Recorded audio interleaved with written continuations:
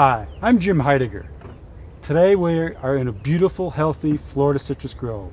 And beautiful and healthy is how we want to keep it.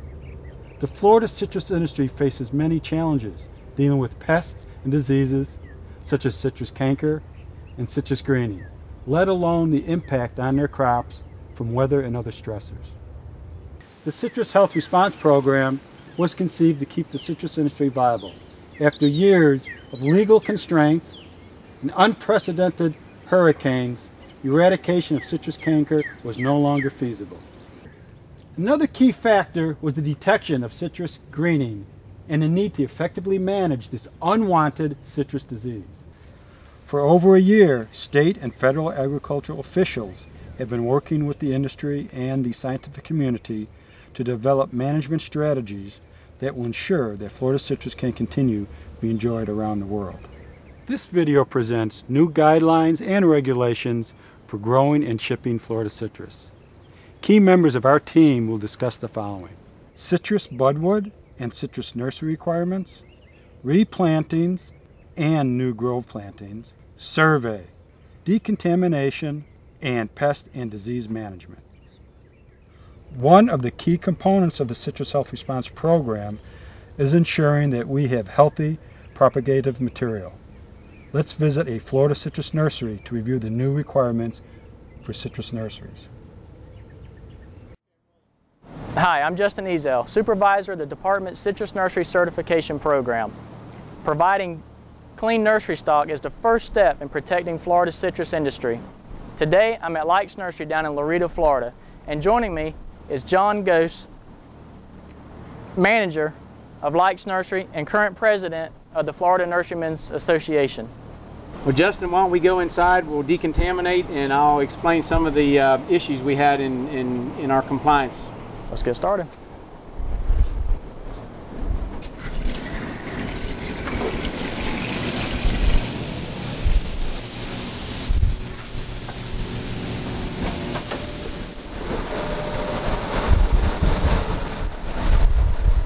All right, Justin, as you can see, we've got our air forced entry with our air curtain, which seems to work fine. That's great, great velocity. I mean, hopefully you know as well as I do, the reason for these is to keep, if there's any insect silage for that matter on our shoulders, right? Yeah. Hopefully that'll blow them out and keep them out. And I see you got yellow sticky traps. Right, and that's what we use to monitor any silage escapes that may get in. Very nice, very nice. That's great. All right, well, let's go ahead into the greenhouse. Okay. All right, Justin. One thing we've done, and I don't know how many other nurseries have done it, but we've added one of the ventilation fans right near the second door, the double door entry, just to add protection. Added protection. To blow any insects that may be coming in, and of course we're screened in. Yeah. I like the size of this screen room. Well, and this was basically developed with shipping trees in mind. Okay. So we could have enough room based on our tree shipping needs for our company. Great. And excellent. Then, some of the challenges. I mean, we started with 20-year-old greenhouses, and so it was a major challenge. We had to add trusses. Just finding the trusses was difficult because they don't even manufacture these anymore. Right. And if we had to do it over, it'd probably been cheaper just to knock them down and start over. Right. But it is what it is. We've got our project complete, and hopefully we're in complete compliance. It looks great. And I see you got the yellow stickies throughout the nursery itself. Yes, we've got them all through here, and they're again just another extra tool to monitor. Great. Justin, as you can see, we're implementing a different irrigation system than I think most nurseries. I think most nurseries are under overhead. But we're going out on a limb, and we're going to have all of our plants propagated with drip irrigation. Okay. One of the reasons in this confined atmosphere and wet foliage, we just wanted to eliminate any risk of disease pressure. That's great. And as you can see too, we've got increased trees that have been tested for greening. all approved by DPI, registered and certified increase trees that as soon as we get our first crop of liners planted, we've got our own budwood source. And I know, is your ground actually here nematode certified? The entire area here is nematode certified. Nematode certified. Right. And even if you didn't have that, you still have your trees on benches 18 inches or above. Correct, yes. The ground, which is also another part of the rule that has to be. This nursery, when it was first developed, we had the entire property nematode certified. Great, so. Excellent. John, I was noticing that, you know, one part of the rule is in your nursery is having it relatively weed-free, and I don't hardly see any weeds in here at all. And I think that may be an advantage of having drip irrigation. You know, we're not wetting the entire soil of the greenhouse with just a little bit of a drip underneath. That's very each pot. true. John, one other thing is, while we're inside the structure, is there anything you could think of, you know, from a nurseryman standpoint that your members may ask you a question about? Well, you know, that'd be a difficult question to ask, because you visited a lot of nurseries, right? And every one of them has a little twist to it. That's true. And they're all the same, but in the same tote, they're all different. I think the biggest challenge that all of us have as nurserymen is the fact that none of us have ever grown trees in a enclosed structure. Right. So, you know, through the Nurserymen's Association, we are definitely going to have to communicate with one another to get the ball rolling and get through it initially. But that's going to be our biggest challenge.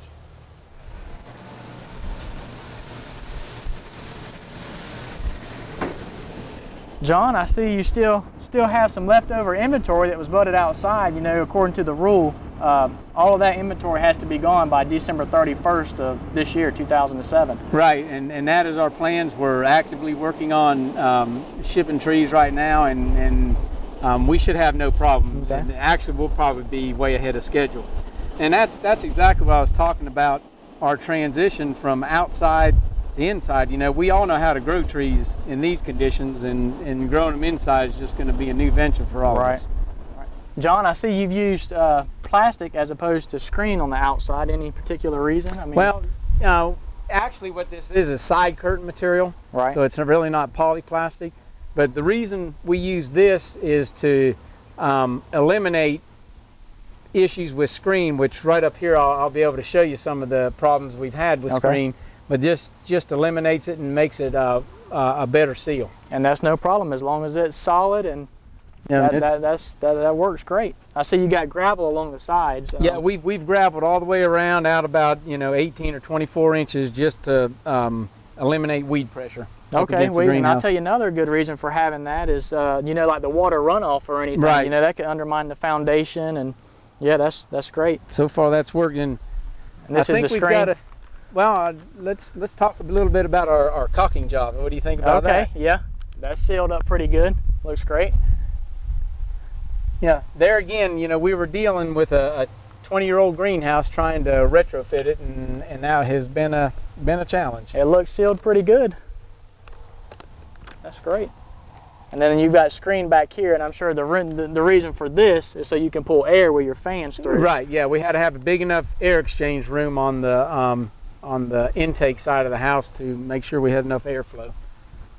And this is what I'm talking about. Some of your inspectors have found some little holes in the screen that are, you know, they occur, but that's one reason I didn't want to have a solid wall of screen down the sides.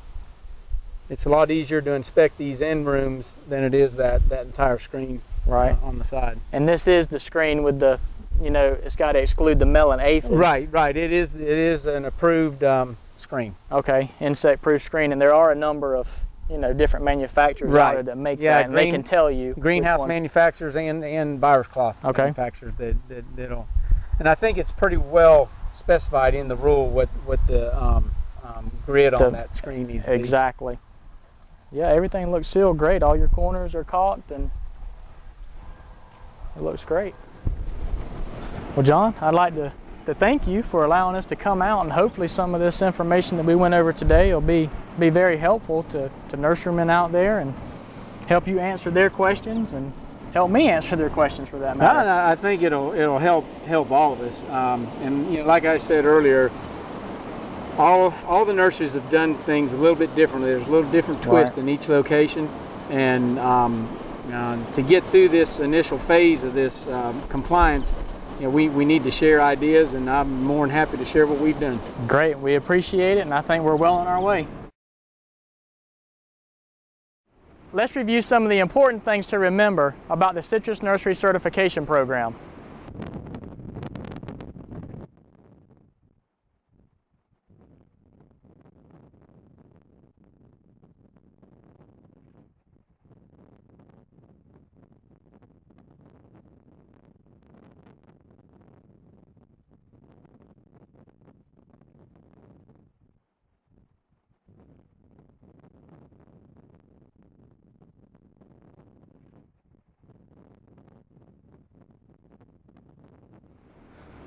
Now let's visit the Department's Citrus Budwood Registration Office.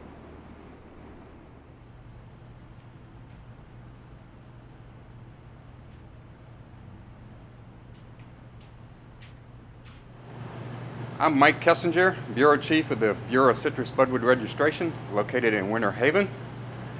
Our Citrus Budwood Protection Program protects our citrus industry by ensuring our nursery stock arises from protected sources, clean, bud lines selected from high-yielding selections. Due to recent hurricanes, citrus greening, and other disease pressures within the citrus industry, we have found it prudent to move our foundation stock to a more secure, isolated location outside of the citrus industry. We are in the process of constructing an 80,000 square foot greenhouse near Chiefland to house foundation trees. In the next year, a secondary greenhouse shall be constructed in Alachua County to back up this facility and also house our citrus germplasm introduction program. The citrus germplasm introduction program allows for the introduction of new varieties into the state of Florida from outside of the state, whether it be from a foreign country or from an industry such as California or Texas. New varieties entering the state of Florida must be thoroughly indexed or tested for various diseases of citrus. And this is an ongoing process, and once they receive a bill of health, we enter these selections into our foundation facility and make them available to the citrus industry. The Clean Stock program is giving the grower the head start to obtain a tree that is disease-free, handing it off to the grower, and the grower can manage his grove in the best way possible to ensure that he can have a productive tree, grove, and have a productive return at the end of the day.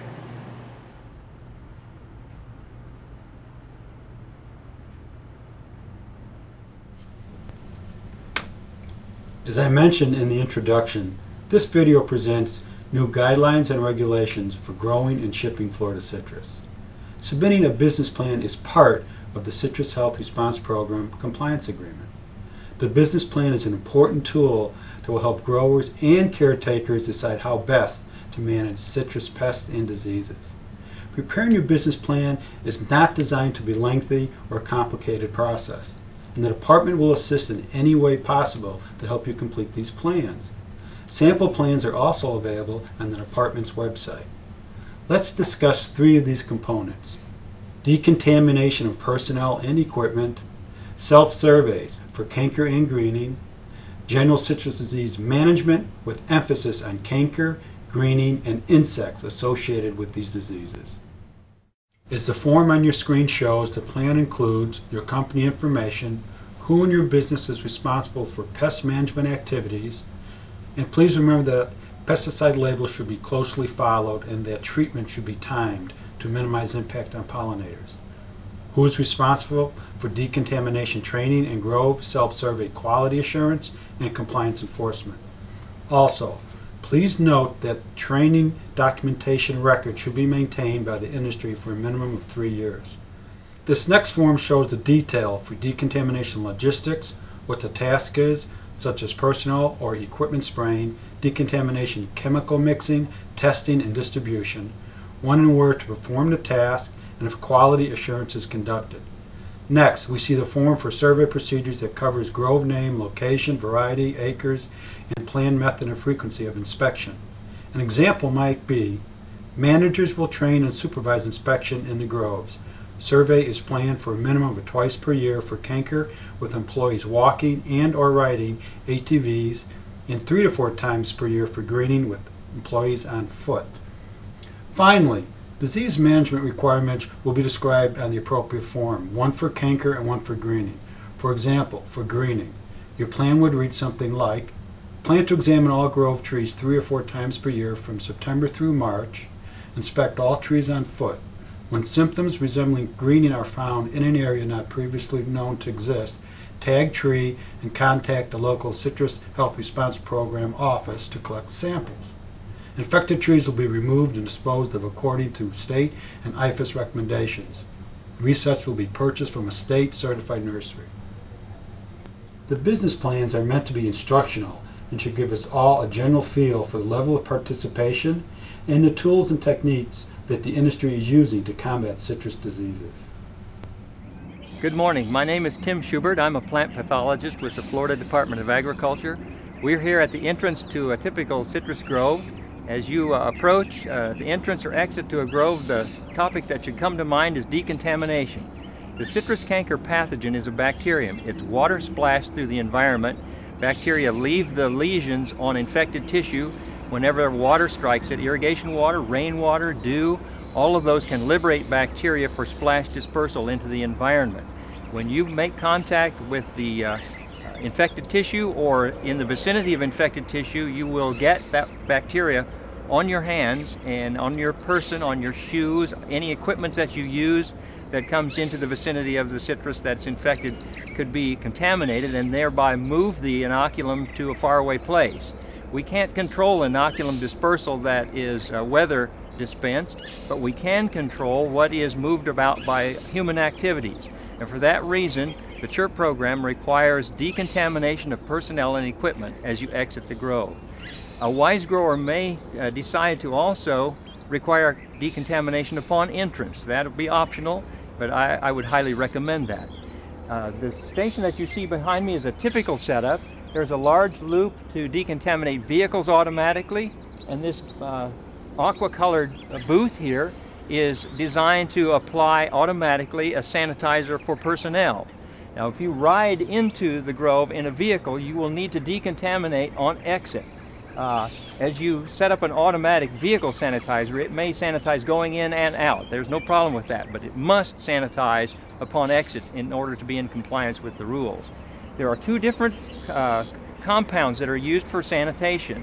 The one for vehicles is a harsher material. It's used for germicidal activities, the same sorts of materials that you use in your bathroom at home or for kitchen sanitation, for food preparation, are the usual compounds used in the vehicle sanitizers, equipment sanitizers. It's important that you thoroughly wet the surfaces so that the material runs off of the piece of equipment, and leave the material on there for several minutes in order for it to have a chance to work. If it's a dirty surface, it will take a longer period of time for that to work. So you need to make certain that application is made to the underside of the vehicle and to the exterior of the vehicle that may have come in contact with citrus or weeds in the vicinity of the citrus. If it's possible to have dedicated equipment and vehicles inside the grove proper, that is preferable, and leave your transportation vehicles on the outside so that you don't have to sanitize all of the pieces of equipment. But anything that comes in and out must be sanitized. Now, the aqua-colored booth here has an automatic applicator for personnel. This is a milder antiseptic material. It's much like the materials you've used for first aid for a cut or a scrape. You've probably used them in the past and weren't aware of them. They're very safe to use. They've been in use for many, many years. You apply those to any body surface or any clothing, your shoes, your pant legs, anything that comes in contact with citrus or the vegetation near citrus will need to be sanitized. These automatic sanitation booths will accomplish that for you. Again, if you can avoid any contact with citrus that's unnecessary, that will minimize the risk of transmitting. But when you do make contact, certain activities, it's inevitable. When you're working on the irrigation equipment, perhaps planting trees, particularly harvesting. Harvesting is one of the riskiest activities in citrus production. And all of the equipment and all the personnel that are inherent in that operation must be thoroughly sanitized. They inevitably make repeated intimate contact with the citrus, then they go to other locations. And in the past we've had a number of instances where the circumstantial evidence clearly indicates that picking activities have transmitted the disease. You want to sanitize so that you delay the onset of citrus canker as long as possible. Eventually we suspect that weather-related transmission is going to spread the disease throughout the state, but if you can prevent that for as long as possible, that is to your benefit.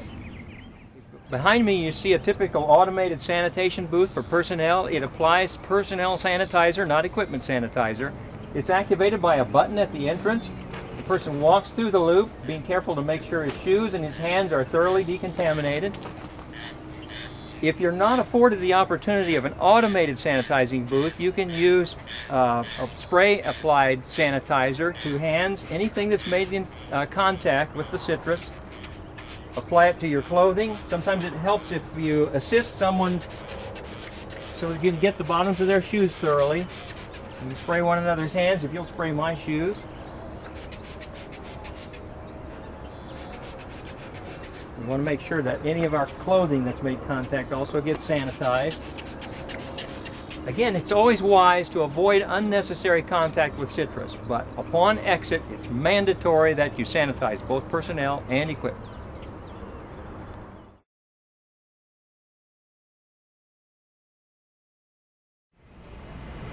When greening has been detected in an area, a step that's very vital to the management of this disease is to remove infected trees. And there are several elements to that, but most importantly is to define and remove those trees as soon as possible. Our recommendations include treating those trees with an insecticide in advance to prevent the movement of psyllids that might be on those trees and further spreading the disease. So tree removal is a very important element of greening management.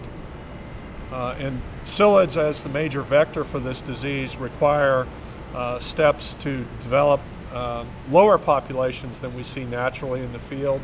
The use of insecticides, the use of biological control, and many other tactics combine to develop a management system to keep those populations as low as possible. We use systemic insecticides matched with foliar applications of pesticide, and in concert they develop population suppression that helps us get through the season and keep those levels low. Young trees are particularly vulnerable because they flush multiple times. They're often not synchronous with the other plantings around, and so you see more attractiveness to the psyllids which feed on that new flush. So they're more vulnerable to infection by the psyllids, and therefore an important target for pesticide applications. We have the opportunity to use both soil drenches and foliar applications in concert, and multiple applications through the season timed with the development of flush and the seasonal phenology of the populations gives us the best opportunity to keep those populations low. In mature trees it's more difficult. The trees are larger, more canopy volume, and there are some restrictions on the pesticides that are available. So we have to develop a separate type of program for mature tree psyllid management, and that requires scouting and development of tactics that rely on a different subset of the tools that are available. But foliar applications and some systemic materials also can be used for suppression of psyllids on mature trees. A difficulty in the use of foliar pesticides comes at the bloom time when there's flowers on the trees and bees are coming in to pollinate. And so we have a particular challenge during that time to try to avoid the use of foliar sprays so that they don't interfere with the bees. And there are opportunities to deal with that. Certain seasons when there's unusual flush patterns or protracted blooms cause a little bit more problem. But in general, we try to recommend avoiding the bloom time with foliar pesticide applications. And in a similar vein, managing the flush patterns of citrus is very important in psyllid and disease management. because as new flushes come on, that's the time when the psyllids are attracted and the most active time for disease spread. So through fertilization, irrigation management, and other practices such as hedging and topping, we've got to integrate these so that they don't further exacerbate the problem of psyllid and greening transmission. So managing the production system in addition to the pest management issues is really a part of the total picture. So in summing up greening, we have a vector, we have an insect that moves the disease, we have the disease itself, the Wong Bing bacteria, and then we have the vulnerable citrus plant. And to be successful in managing these diseases, we've got to take into consideration practices which bring all three of those elements together and give an integrated control strategy that keeps the spread of greening to the absolute minimum. Okay, we're here now. I'm joining Dr. Susan Halbert. We're going to learn some tips about how to survey for greening in citrus. But before we do that, one more reminder about sanitation. Although it's not required in the CHRP program, it's a good idea to sanitize between blocks within an operation. So before we enter, we're going to sanitize our hands and feet, and then go take a look at some trees that are showing symptoms of various stages of greening disease.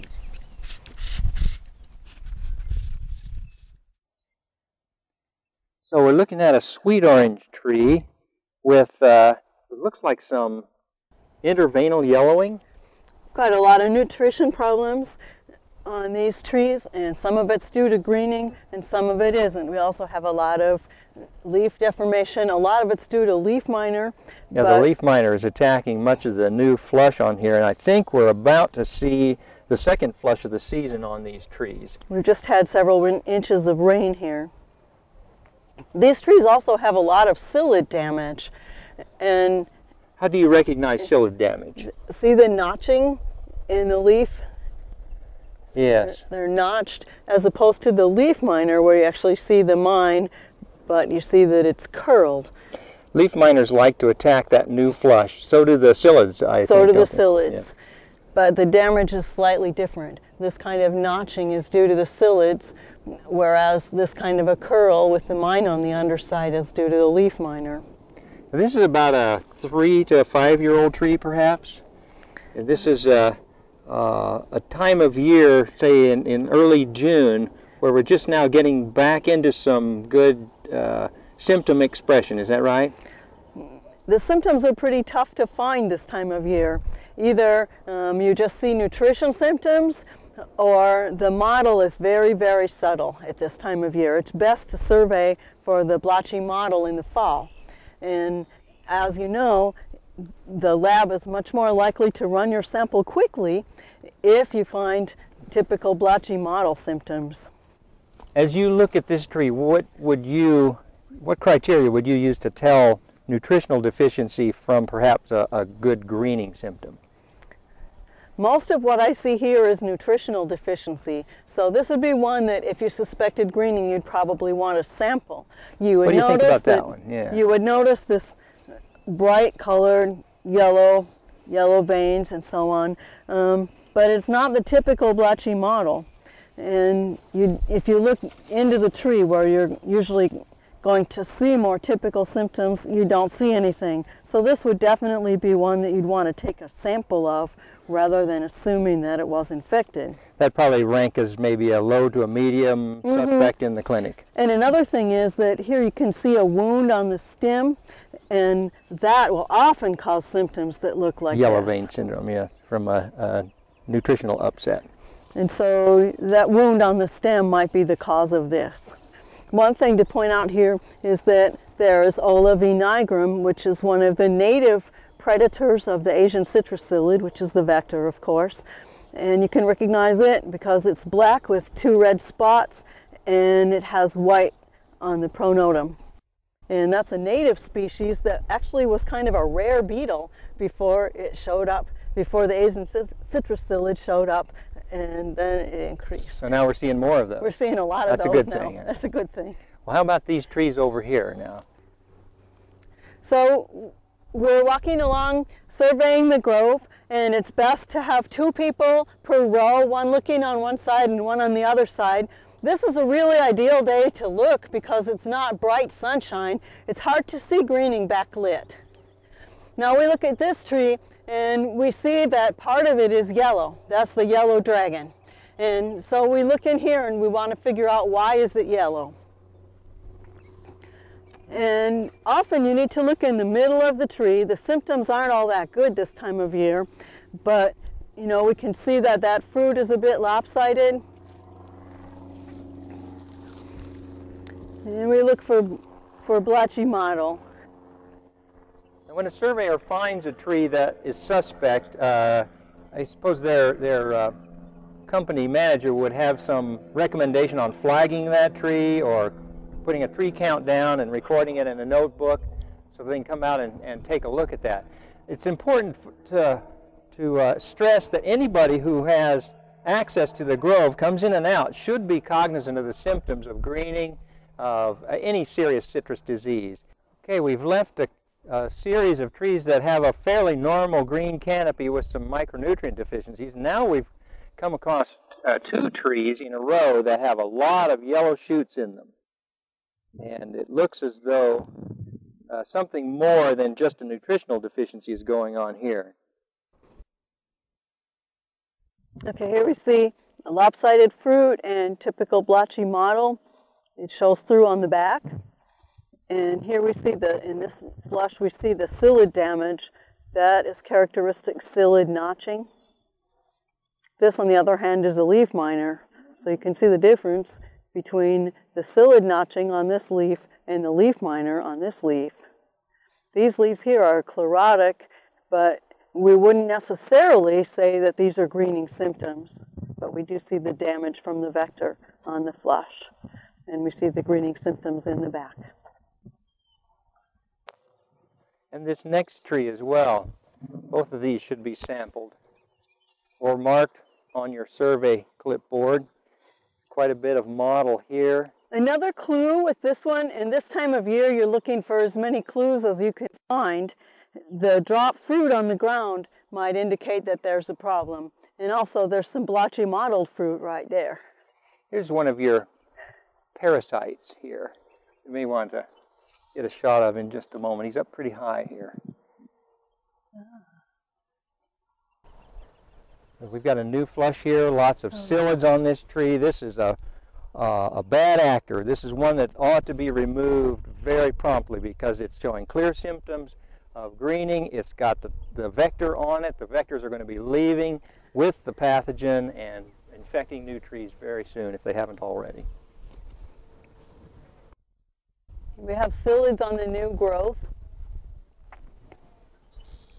A lot of upright growth. That may be due to the micronutrient deficiency or the variety, but the overall yellowing pattern here and the blotchy mottle in the interior leaves is a strong indication that we've got greening.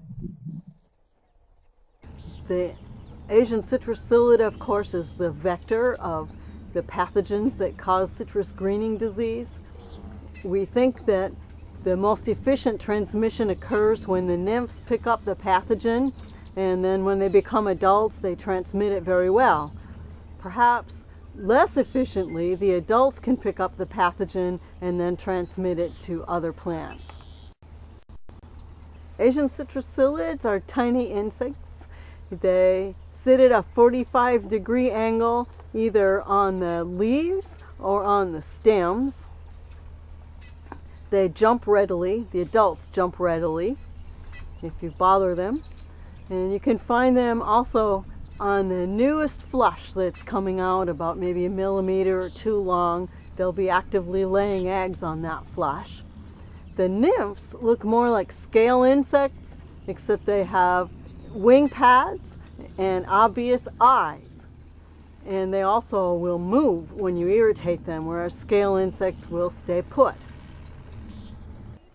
Now we've come across the yellow tree in a series of otherwise fairly normal looking green trees. This could be an indication of greening.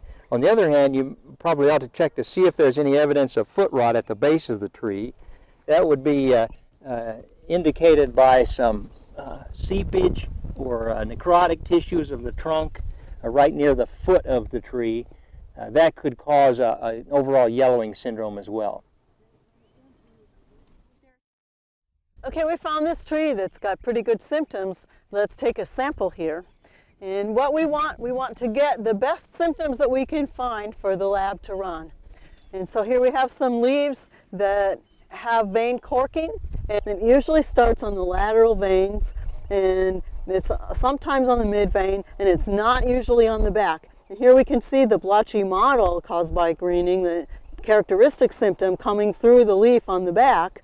And on the front you have vein corking. If you have that, that leaf is almost always going to be positive in the lab, so that would be a really good sample to take if you find a leaf like that.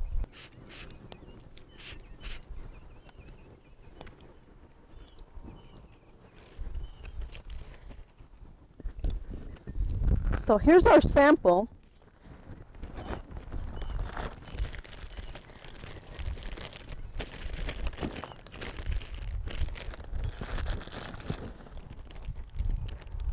And Tim's filling out the slip.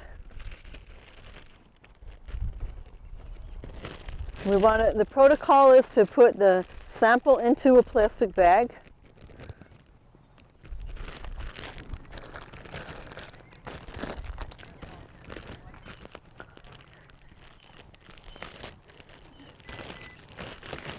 And then we put it into another plastic bag. And there's another plastic bag for the slip so that it doesn't get soggy. Now I need to record a GPS reading for this site. How do we do that? We have a GPS meter. And we take the GPS reading in decimal degrees rather than minutes and seconds. And it's doing really well now. It's down to 8.3 feet accuracy.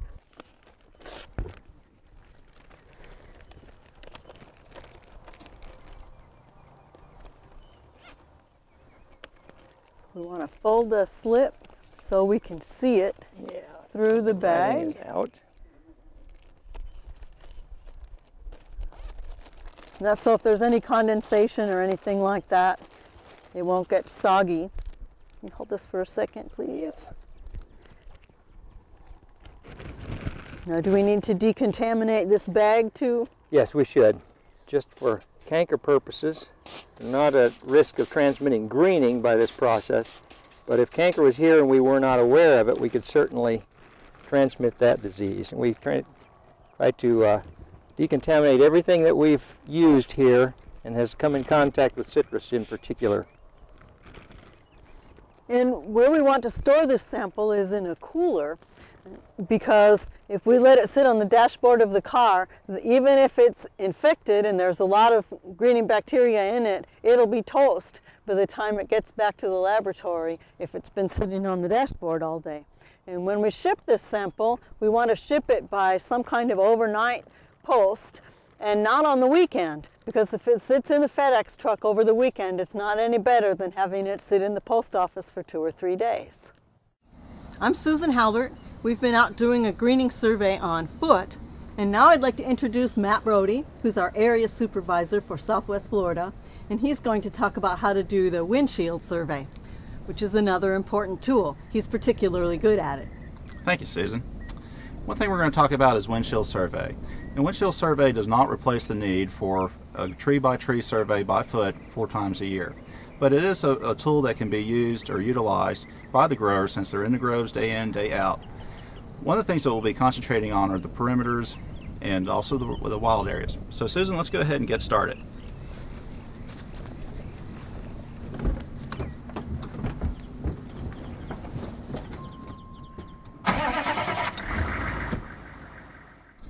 One of the things that we look for while doing a windshield survey are yellow dragons, which have been discussed earlier in this video, dieback in the tops, maybe nutrient deficiencies, and also symptoms that might resemble road blight or phytophthora.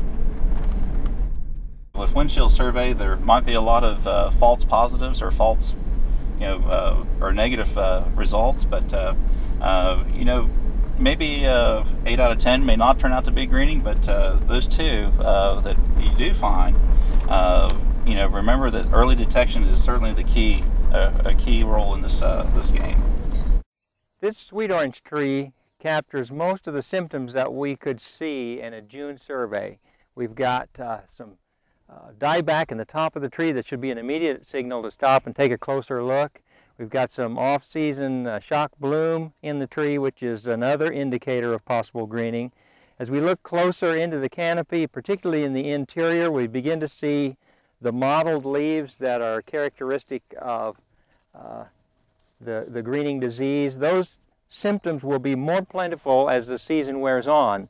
But at this point, we have to look very carefully for that confirming blotchy mottle syndrome on the interior leaves. I expect by October, November, we will see that through much of the canopy on a tree like this. There's a few on the edge, too.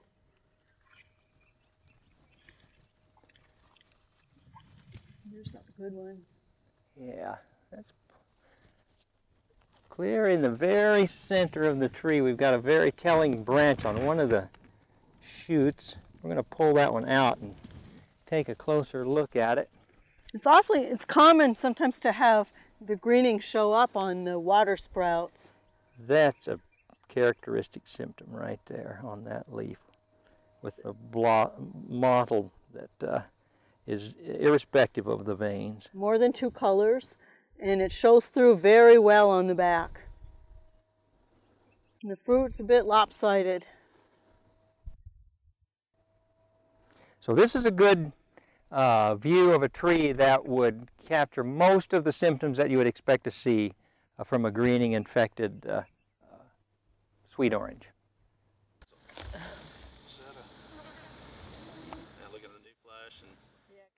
Paul, how about tell me a little bit about the history of greening, you know, when it was found and what was your first response during the first year? Oh, man. In our grove, I guess you showed up in January of '06 and asked to do a perimeter survey of some blocks. Mm-hmm. We first found it in that Rio Red block in the back of the property. I think we found 4 trees. I believe it, yeah, 4 that were trees. suspect, and Mm-hmm. 2 ended up being positive. We eliminated those trees, of course. We've always followed that protocol from the beginning. I think we surveyed again about 3 months ago, a complete survey of the block, and found 0 trees Mm-hmm. with that were That's positive, That's and only great. took samples from 2. Mm-hmm. So that's a positive sign. And then we found the intrusion in the block over by the woods that has been our biggest intrusion and that we've managed most diligently.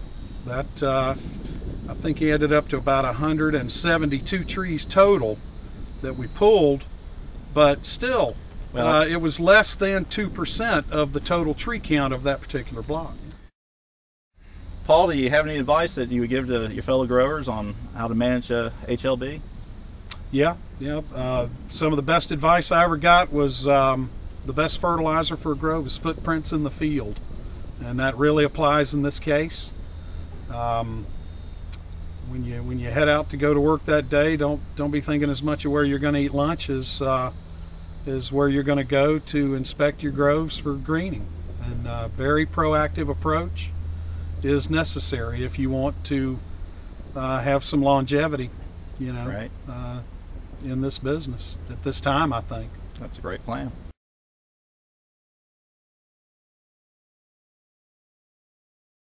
My name is Michael Rogers. I'm an entomologist at the University of Florida IFAS Citrus Research and Education Center in Lake Alfred.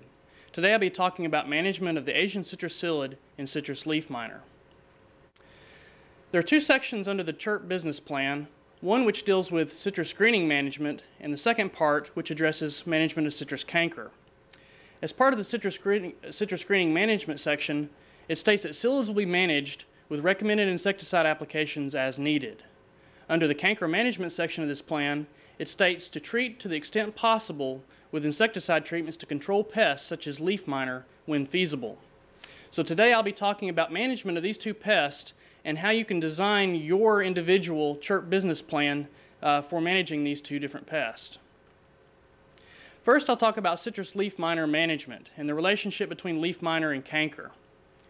The citrus leaf miner does not spread canker per se, but does predispose leaves to infection due to the damage caused by leaf miner to the leaf surface.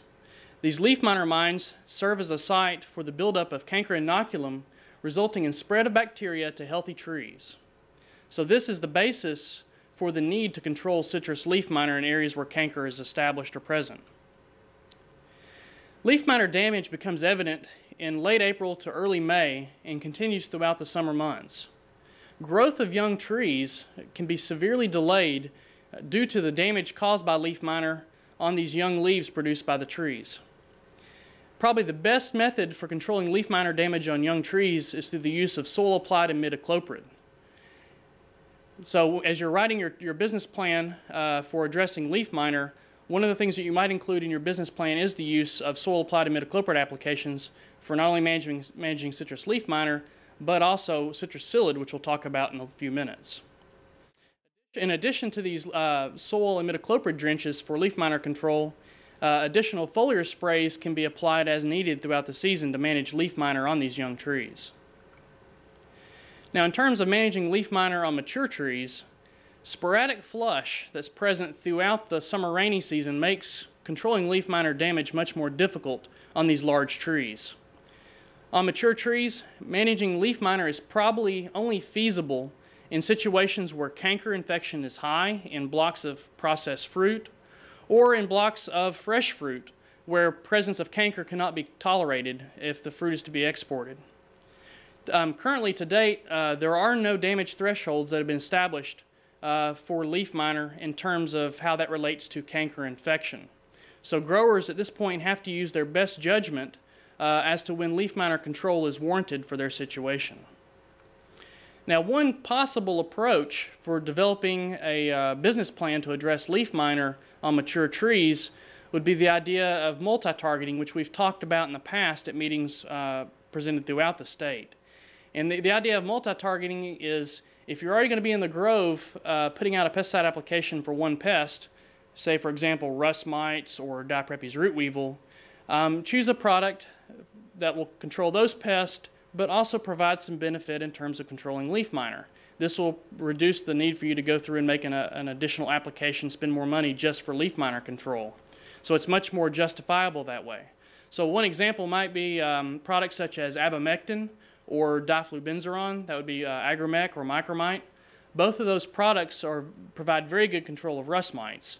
And so if you're in your summer oil spray, if you're going to be controlling rust mites with a miticide, choosing one of those two products would also provide you some benefit in terms of controlling leaf miner populations at the same time. Also, something else you might write into your business plan would be that when you're going through the grove to add oil, petroleum oil, to your spray tank. Oil sprays typically provide about at least 2 weeks of leaf miner control on new flush when treated with the oil. It tends to repel leaf miner. So that might be another option to write into your business plan for leaf miner management. Now I want to spend the rest of the time talking about probably a more important problem, at least more recently, and that is management of Asian citrus psyllid, which is the insect responsible for the spread of citrus greening disease, or the citrus greening pathogen. And what I want to talk about are the keys to successful management of the Asian citrus psyllid. And the first one of these important things to consider is that it is important to control psyllids early in the year.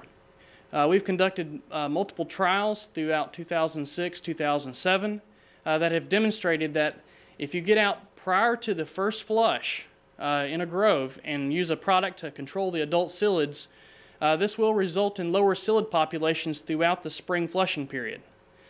Such dormant applications really need to be the starting point for season-long psyllid management programs. Getting out early and controlling the psyllids is also important because we need to avoid spraying for psyllids during the bloom period, or the times when citrus trees are in bloom. And this is due to issues with pollinators, especially honeybees. Most of the products that are very effective for controlling psyllids are very toxic to honeybees and other pollinators. And so thus, they cannot be applied when citrus is in bloom. So getting out and controlling psyllids early in the year will help to prevent the need to spray for psyllids during this bloom period. Now here you can see an example of a program we did during 2007 looking at early season psyllid control. And here what we did we had a grove that the entire grove was sprayed with danitol, the pyrethroid, in late December or early January.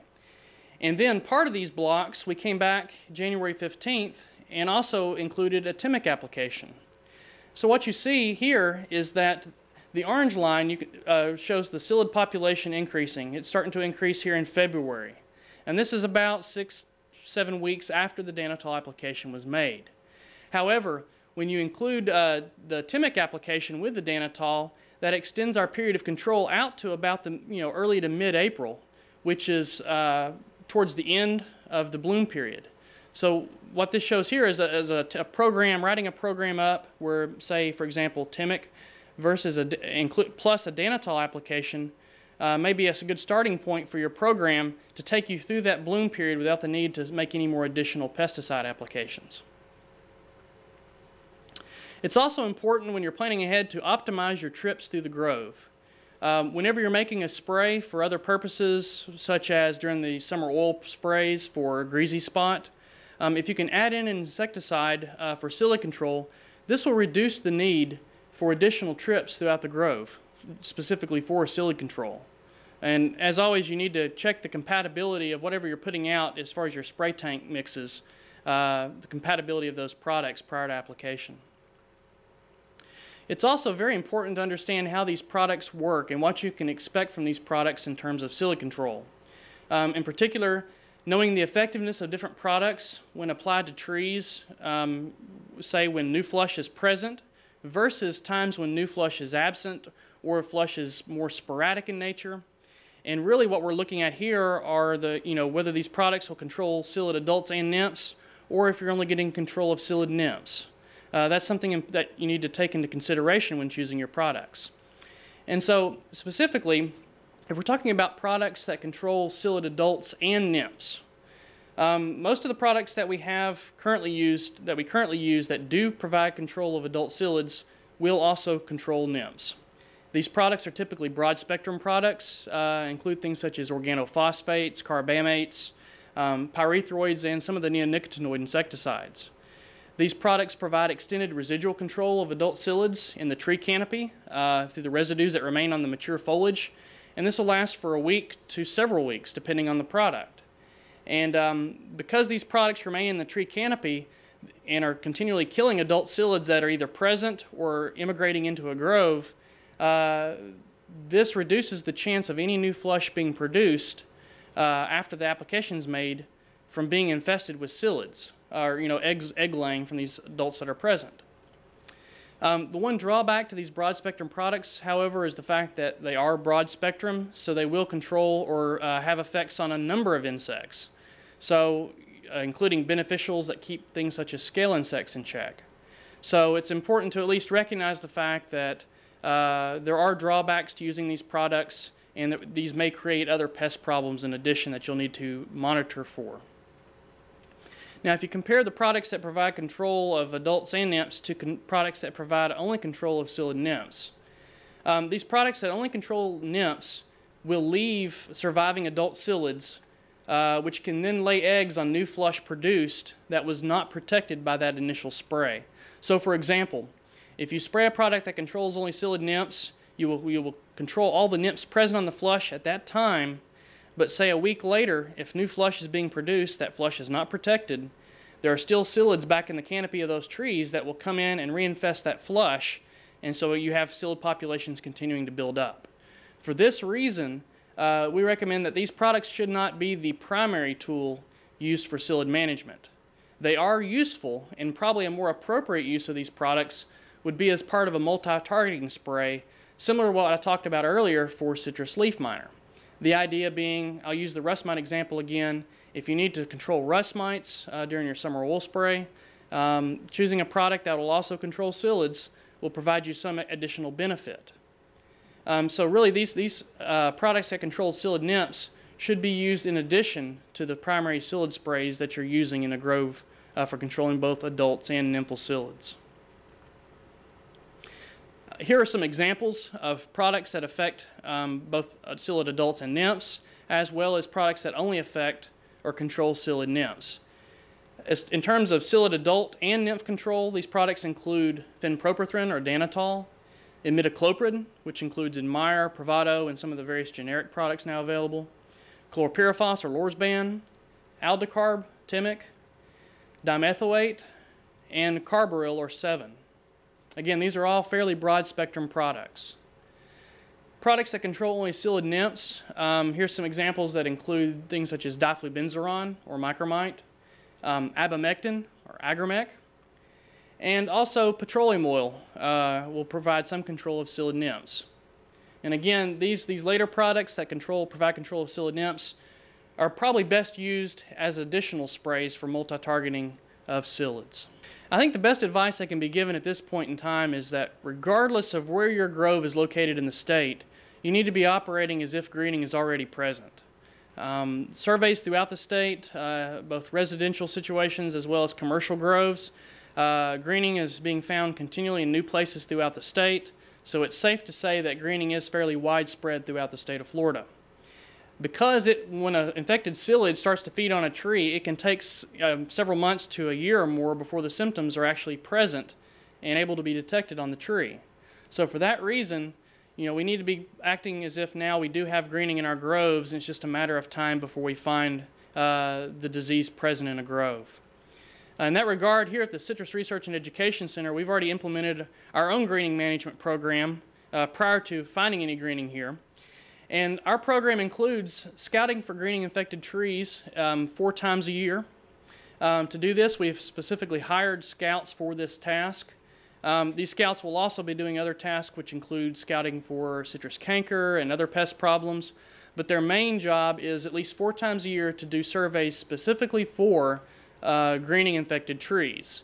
And they'll also be monitoring things such as psyllid populations, give us an update on how our products are doing and if we need additional sprays. So scouting is very important. We will be removing any greening infected trees immediately after they're found. These trees will be cut out, and then the stumps of the trees will be treated with products to kill the root system and prevent any root sprouts. We've also started our pretty aggressive chemical control program for the Asian citrus psyllid. Our program consists at this point of 5 sprays per year on mature trees for psyllid control. And in parts of our groves where permitted, we'll also be using Timic in early January. And in addition, where we have resets and blocks of young trees, those trees will be treated with soil-applied imidacloprid a couple of times a year. Here is the breakdown of the psyllid management, the spray program that we've designed for the Citrus Research Education Center groves. This is just an example for you to get a feel for what we are doing here.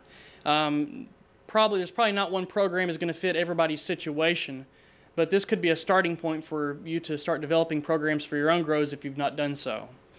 In January, we'll be applying Timic at a rate of 33 pounds per acre. In February, early February, danitol application. And what the goal is, as I showed earlier in some of the slide, with the Timic-danitol combination, we're hoping that will take us through the March, early April bloom period when we cannot spray for psyllids. And then post-bloom towards the end of April, we'll be using a carbaryl application. We've recently done some work showing that carbaryl appears to be an effective product for psyllid control. We'll continue to evaluate that through part of our management program here. Again, applying this carbaryl 4-pound material at a rate of 2 quarts per acre. Then in late May to early June, the time when we would normally be doing our first summer oil spray, we'll be adding to that oil spray a foliar application of imidacloprid, and at a rate of 16 ounces per acre. Late July, early August, during what time would normally be our second oil spray period, we'll be adding Lorsban to that oil spray for psyllid control. And hopefully by the time we reach September, psyllid populations, our scouts will tell us that psyllids are not that high or can't be found in the grove. We can hopefully get through the September period without the need to make additional sprays for psyllid control. Then mid to late October, we'll have had a little bit of flush in the September-October period more than likely. We'll come in with a carbaryl again to try to clean up the psyllid population. And so we can go into the November, December, winter months, hopefully psyllid free. So that is just the outline of the program that we've implemented here at the CREC right now to manage the Asian citrus psyllid. We continue to do research here both at IFAS and USDA on citrus greening. Information continues to be developed, and a lot of the information we have is being put onto our websites. You can find some updated recommendations on the Florida Citrus Pest Management Guide, which is available online, and also through the Citrus Research and Education Center's Citrus Greening Canker Extension website, which you can find at the Citrus Research Education Center homepage. Also, any questions you may have our Citrus Multi-County Extension agents are always happy to help address any questions or issues that come up. And here are listed all the Citrus County agents with their respective counties who can be called upon for any questions that you may have.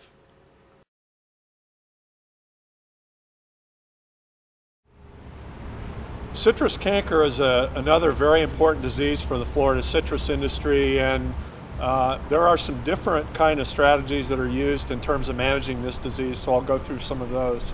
A couple of elements to begin with.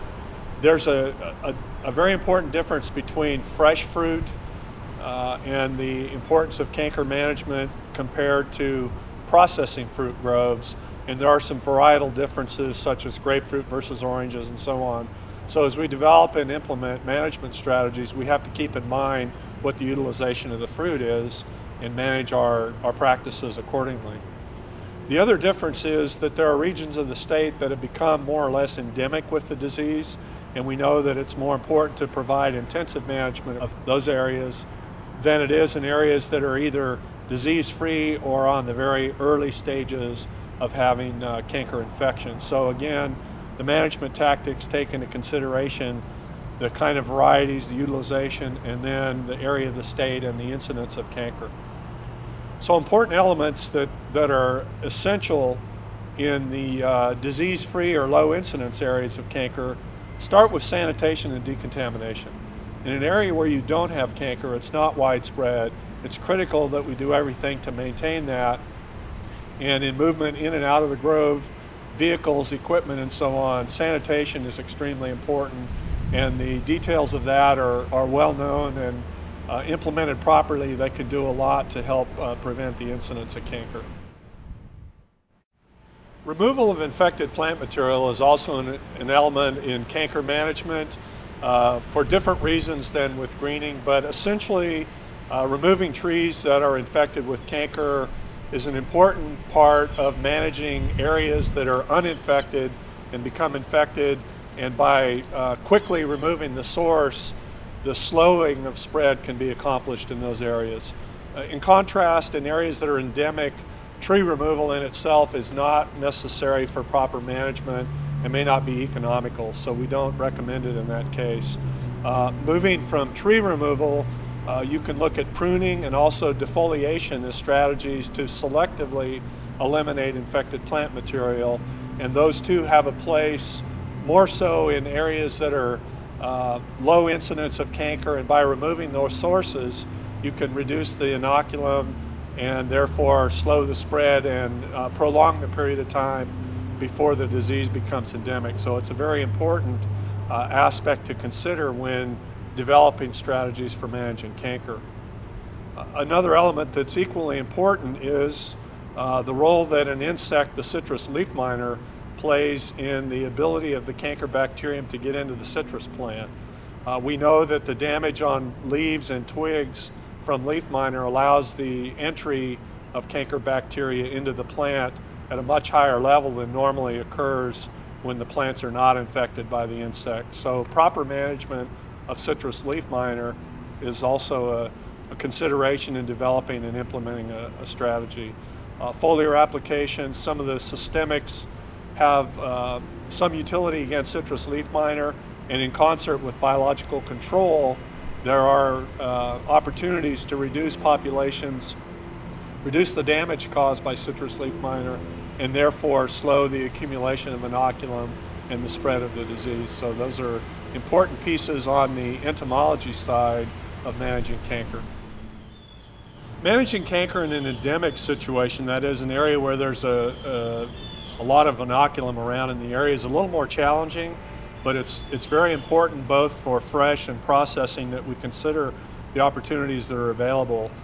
First and foremost is the use of windbreaks, and canker being spread by windblown rain is very vulnerable to movement into the grove and between trees in the grove, and so the placement of windbreaks around the margins of groves as well as within the grove to partition out areas and change the wind direction and speeds has a tremendous impact on the spread of canker within an area. So in an area of endemic canker, it's very important to consider the development and implementation of windbreaks.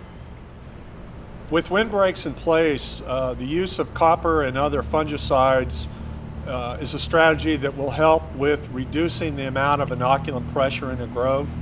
It won't eliminate the bacterium, it doesn't go into the plant and remove the bacterium that's down inside the tissues, but it has the effect of lowering the amount of material that's out on the surface, which when the plant is wet causes the spread from leaf to leaf and tree to tree. Our IFAS recommendations cover in great depth the opportunities to use copper and a few other materials to help suppress canker inoculum in the field. And then finally, as I mentioned, in the areas where leaf miner has an impact on the movement of canker into an area, in endemic canker areas, managing leaf miner is essential because the rate of spread and the intensity of the infection is much greater when leaf miner is not held in check. So again, the importance of leaf miner management. It's important to note that leaf miner doesn't actually vector the disease, but rather the damage that it causes allows for the entry of the pathogen into the plant system. It's important to emphasize that anytime you're working with insecticides, fungicides, any of the pesticidal materials, that you consult the labels. There's a lot of very useful information that we obviously can't cover in all these details, and so it's very important to go to those labels. And on the same note, there's a lot of additional information available, the details of the management strategies, when they can best be used, and those are available through the University of Florida IFAS and will be the topic of these workshops as we move around. So we encourage you to get the general sense from these discussions and then refer to additional information that's available in various sources. The University of Florida, IFAS, the center here at Lake Alfred, all intend to continue our efforts to meet the challenges of the Florida citrus industry, and in concert with state and federal officials, we want to do everything possible to assist with the management of these diseases in Florida. We are entering a young red grapefruit grove for a citrus canker inspection. Inspection for canker is quite a bit different from that for greening in that the symptoms will appear on the exterior of the canopy of the tree. Citrus canker bacteria prefer to infect the young flush growth, which is necessarily on the exterior of the canopy. They can take advantage of leaf miner wounds, which are also on the new flush growth. So the need to burrow into the canopy is not near as vital for canker surveys as it is for a greening survey.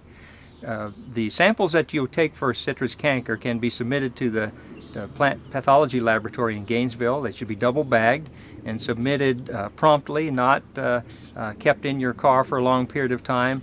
Diagnostic process for citrus canker is much faster, much simpler than the diagnostic process for citrus greening. A canker sample can be diagnosed with nearly 100% accuracy based on symptoms alone. And with skill and practice, you should be able to identify a citrus canker lesion with a high degree of confidence in the field based on the symptoms that I'll describe for you in just a moment. A greening sample may take 3 to 4 weeks for a diagnostic process to be completed, whereas a canker sample could be finished in a matter of a day or so. If necessary, we could call you the day the sample arrives and let you know the diagnosis. Again, it's important to realize that this is a bacterial disease that spreads easily in water splash and by human contact, so sanitizing is important. During the process, moving from block to block, you may elect to sanitize your hands and your feet so that you don't transmit the disease unwittingly on your person. We're going to look at some symptoms. In fact, this tree here on the end of an aisle is a good place to start an inspection. Wherever human activity is concentrated, in a staging area, where you turn corners, where new trees have recently been planted, those are good places to concentrate. When you conduct a canker inspection during the year is important. It will be visible throughout the year. This isn't a disease that will disappear during the cold months, but it will probably peak and be most visible from the July, August, September time frame, after it's had several flushes to infect and the disease is built up through the growing season. As we look at the symptoms on these particular leaves, right away you see brown spots with bright yellow halos that are easy to spot from quite a distance away. You would not need to make hand contact with this tissue to realize that you've got characteristic citrus canker symptoms here. The lesions are brown. They will be raised on both sides. You can tell that by actually feeling the lesion on both sides. There'll be a small bump. Sometimes the center of that lesion will fall out. If you've got a hand lens, you can examine it closely and look for telltale evidence of a water-soaked boundary around that necrotic tissue, which is an indication of a bacterial disease.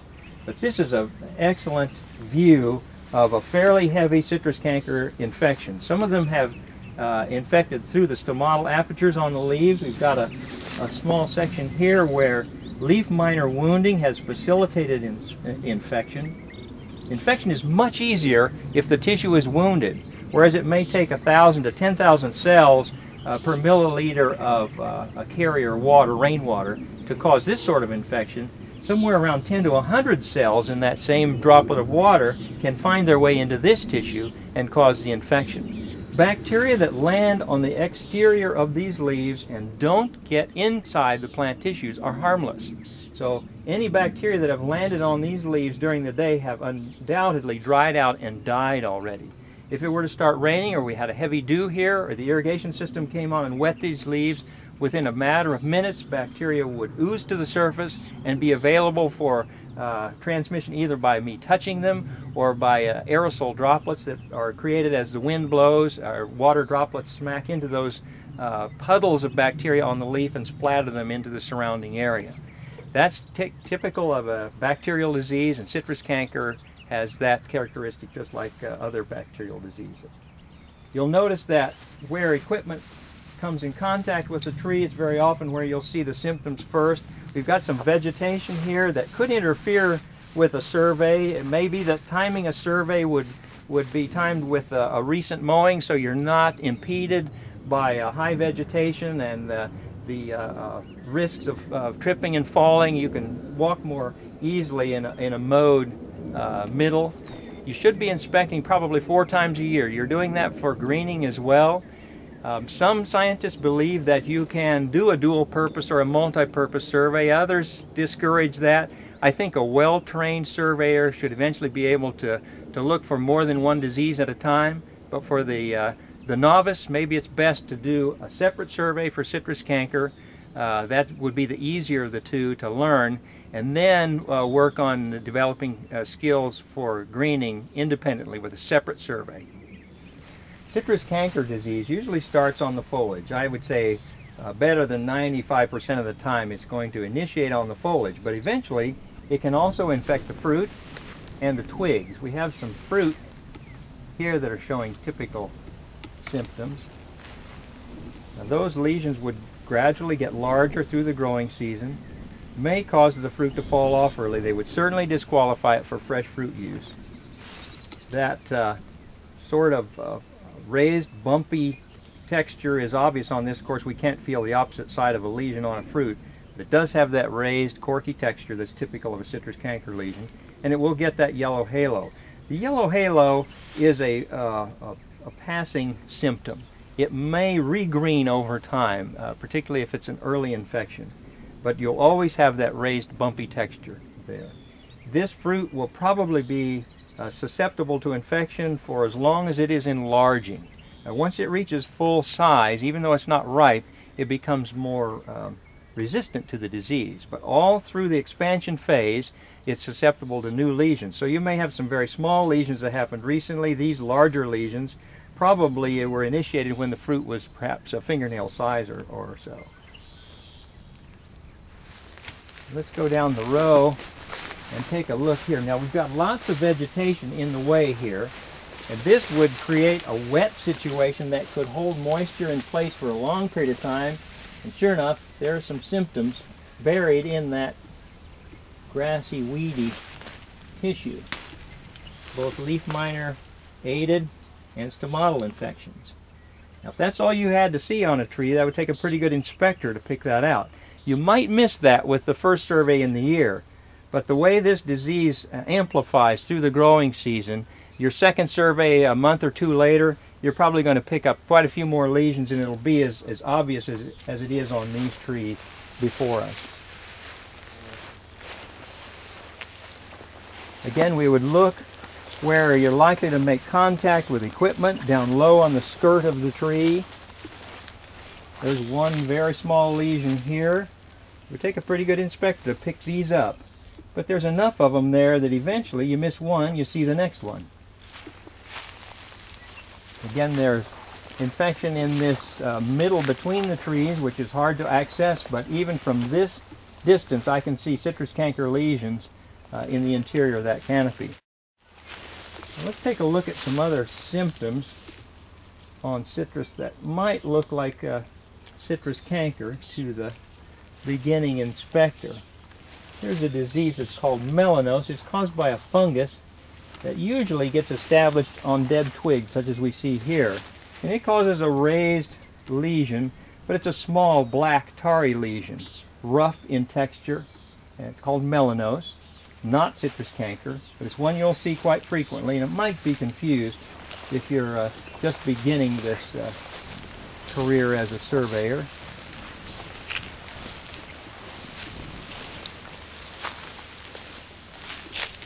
Here's some older canker lesions that have apparently been on since last year.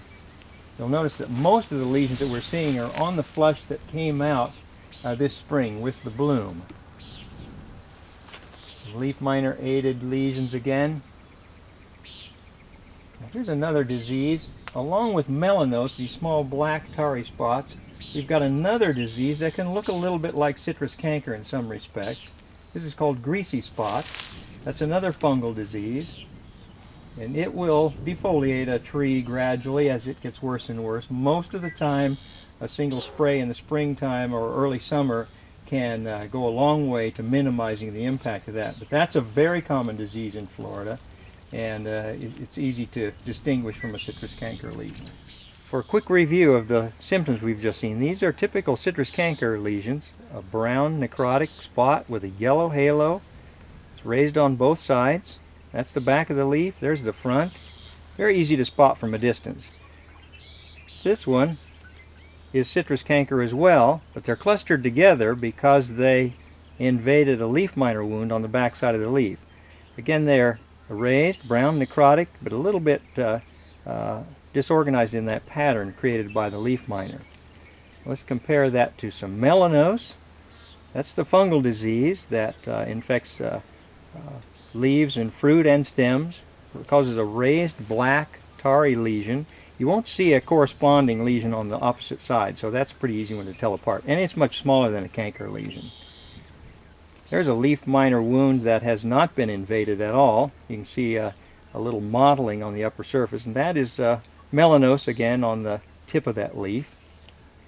There's an older canker lesion, one that has turned entirely necrotic in the center. It's possible for that tissue to fall out, called shot holing. There's another citrus canker lesion. Those probably took place in the last flush of last year. They've been around since then. May have provided much of the inoculum to start the disease on these flush leaves in the spring of 2007. Now, this last one we'll look at, it has melanose on it, but the lesion I want to point out is this greasy spot lesion. That's a fungal pathogen. Looks a little like citrus canker. It's slightly raised but smooth. It does have a brown necrotic center and some chlorosis around it, but it does not have that roughened, corky appearance. That's a fungal disease, very common on most citrus in Florida. A good tactic to use as you survey was to let your eyes follow a W pattern on the canopy of the tree slowly. It may take you a minute or so to look at one side of the tree while your partner examines the other side. You might use a Z pattern for some change of pace. It's difficult to maintain concentration over a long period of time, so anything you can do to remain alert as you survey is a good idea. As we finish up this survey, I want to emphasize that as easy as it has been to find citrus canker symptoms in this grow, it's always important to find it as early as possible so that you can instigate some management techniques immediately. It would be possible for this grower to perhaps defoliate some trees, cut out limbs that have a lot of symptoms on them, minimize the amount of inoculum here, maybe even remove some trees that are badly infected. But all of those things can't be done unless you're certain you've got citrus canker, and that requires a good survey and a quick diagnosis. This is a combined effort of Jim Graham and Pete Timmer and Holly Chamberlain, and they've given me this presentation to kind of modify for our purposes here for the CHRP training programs. Again, we're going to emphasize, and we've said it before, decontamination is still an integral part of our canker management scheme. We started with it back in the 80s when we first had citrus canker, and it's going to continue to be an important part as we try to manage this disease now that it's endemic in Florida. You need to decontaminate certainly in areas where citrus canker has yet to become established. It will prolong your disease-free period for a considerable amount of time. Weather will probably eventually break down your disease freedom, but anything you can do to keep things clean is to your benefit, believe me. You certainly want to decontaminate if you don't know what is active in your area. You're decontaminating for canker. It doesn't have any effect on greening spread, but it certainly is important when it comes to citrus canker. Now you need to use common sense. Once citrus canker is firmly embedded in an area, decontamination between blocks may be pretty much meaningless, and you don't need to concentrate it on so much. But when you leave that area, you certainly need to decontaminate the equipment before they go into another production area. We've got 6 elements to our basic citrus canker management practices, starting with this decontamination that we've harped on all morning long. You've got to start with healthy trees. We've had a presentation on the nursery program. Now we're going to talk about excluding and suppressing inoculum and various ways we can accomplish that. We'll look at susceptibility of cultivars and intended market. Harold Browning mentioned that a little bit in the video. Then we're going to talk about windbreaks. Harold covered a little bit about that as well. We'll get more specific. And lastly, how to use copper sprays to your benefit for citrus canker management. This whole idea of isolating blocks of high-value citrus is going to be a new component. If you're in the fresh fruit, grapefruit business or navel oranges, seriously consider getting an isolated zone in which to produce those crops. Now, this is not going to happen overnight, but if you're replanting, consider getting those apart from other citrus as much as you can so that you don't have inoculum spillover between those. Invariably, as we've looked at citrus canker for almost 20 years here in Florida, grapefruit seems to be the trap crop for that disease. So take that advice and realize that as you try to grow grapefruit for the fresh fruit market, it's going to be a big challenge. But I want to encourage you, don't fear the labor or doubt the reward of doing a good job of managing grapefruit. I think there is still great profit to be made there. You need to take special pains in the exposed areas. You can chemically defoliate, you can remove infected trees, you can selectively take out branches. All of that work needs to be done with care that you're sanitizing, working in a dry part of the day. And you have to have frequent inspections in order to customize your applications of these management tools. So we've got a new approach by isolating and separating the high-value, most susceptible citrus from other citrus to have these isolated blocks. Continue in areas where canker has not yet shown up or is just beginning to appear. Continue that very rigid decontamination and try to have a single entry and exit into those production areas. And inspect frequently. 4 times a year is not too much. Well-timed 4 times a year can really go a long way to customizing your program for maximum benefit. Copper sprays, surprisingly, are not that good as a preventative. They don't give you much relief from the incursion of canker into a canker-free area. But they are useful for slowing down the disease once it arrives. So we'll talk more about how to use that in a timely manner in just a moment.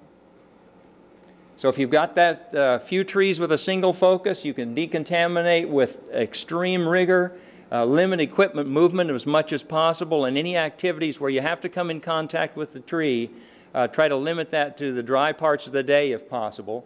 And then you can destroy or buckhorn or chemically defoliate any neighboring trees that are around your infected trees that you're going to remove. There's not a good formula for how to do that. If we were in the eradication phase, we had some good epidemiology to tell us that 1,900 feet was a good way to eliminate the disease altogether, but we have different goals in mind now. We want to keep trees in production for as long as possible. It may not be for fresh fruit, it may be for process. So we need to kind of use as many guidelines and tips as possible about how far to move away from an infected tree for handling exposed trees with defoliation or buckhorning. If you're in an area where canker is already widespread, it's not going to do you any good to take out individual trees. You may still have some productivity left in those for processing, so leave them in place and try to manage the disease rather than to lessen inoculum loads by a futile attempt to get rid of infected trees. Now, if you have some real hot spots that are noticeable in an area, it still may be worth your while to consider eliminating those infected trees. But now you're going to have to fall back on the other four components: windbreaks, some leaf miner control, some vigor management, ways to keep the trees from flushing too vigorously through the season. Remember, citrus canker attacks that new growth.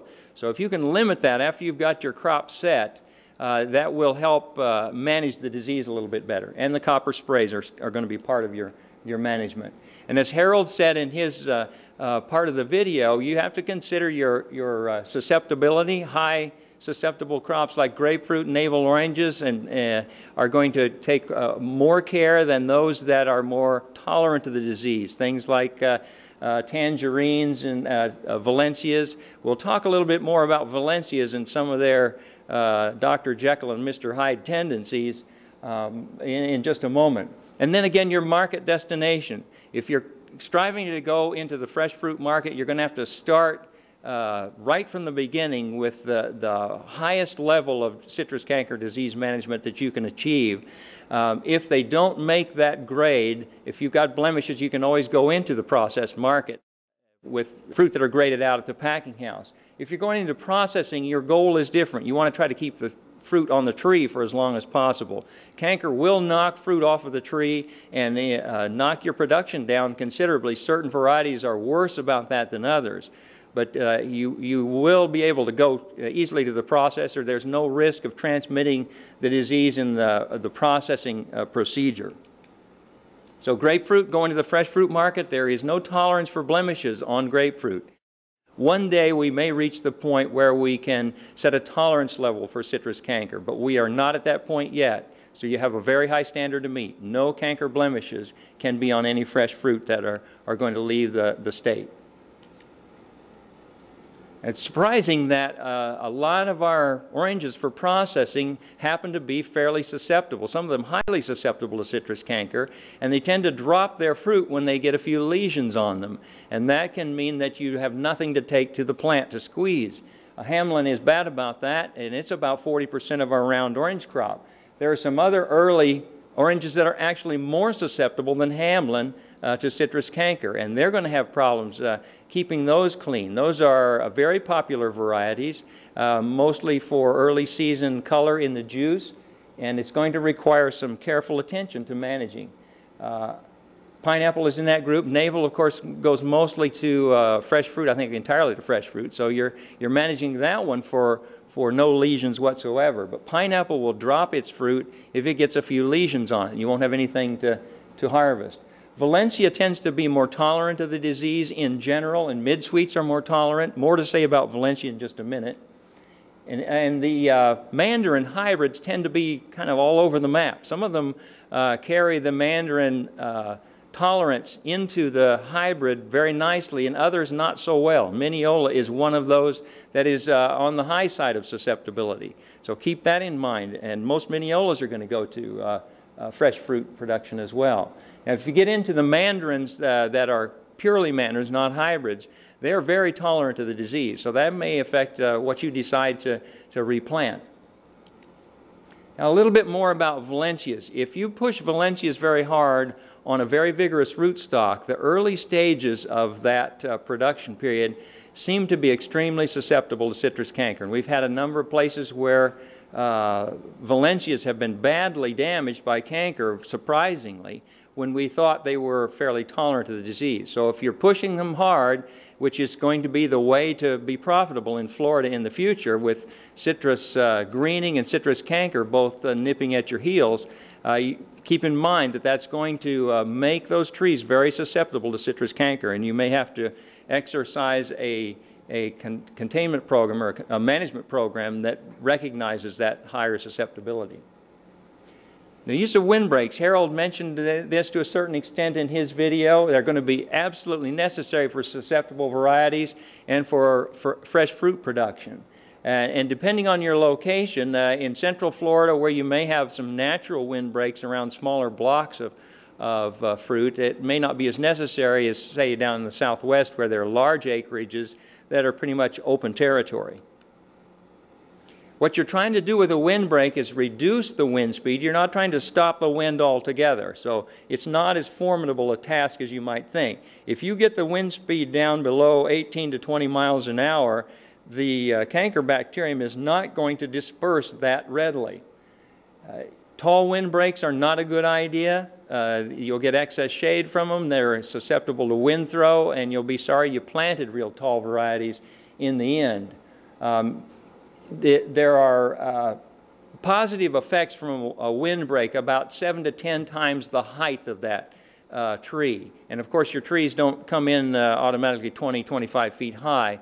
You're going to have to grow them up to that size and then maintain that hedgerow or that windbreak over time. Some varieties that we can use for that, we'll mention those in just a moment. But for fresh fruit, consider about a 5 to 10 acre block, particularly if it's a susceptible variety like navel or grapefruit. You may have to hedge it on all sides in order to gain the benefits of a windbreak there. But for processing, you can use a lot lower density and just put those windbreaks down the row and not on all four sides. Some species of plants to use for windbreaks. Certainly southern red cedar, that was shown in the video. That makes an excellent, rather fast-growing windbreak. Very tolerant, easy to get. You can get all male trees if you like, so you don't have seedling problems. It can be a kind of a weedy tree if you get female trees and the birds scatter the berries all around the place. Pines, both slash and loblolly can work. There are some eucalyptus varieties that are being investigated by Bill Castle and others at IFAS that you should look into.